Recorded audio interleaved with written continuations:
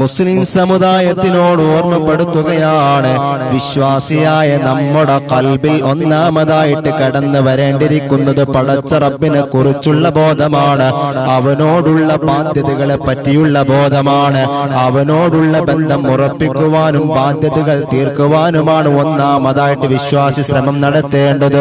പക്ഷേ ഇന്ന് നമ്മൾ ഏറ്റവും പിന്നോട്ട് പോകുന്നതും ആ വിഷയത്തിൽ തന്നെയാണ്. എന്നാൽ ഒരു വിശ്വാസിയായ മുസ്ലിം രണ്ടാമതായിട്ട് ഏറ്റവും കൂടുതൽ ബന്ധം പുലർത്തേണ്ടത് ആരോടെന്നറിയുമോ? അതേ സയ്യിദുനാ മുഹമ്മദുർ റസൂലുള്ളാഹി സ്വല്ലല്ലാഹു അലൈഹി വസല്ലമ തങ്ങളോടാണ്. ഏത് മാനദണ്ഡം വെച്ച് നോക്കിയാലും, ഏത് മാനദണ്ഡം വെച്ച് ചിന്തിച്ചാലും ഹബീബിനേക്കാൾ വലിയൊരു ബന്ധവും ബാധ്യതയും വിശ്വാസിയായ നമ്മൾക്ക് സമർപ്പിക്കാൻ മറ്റൊരാളെ കാണാൻ സാധ്യമല്ല.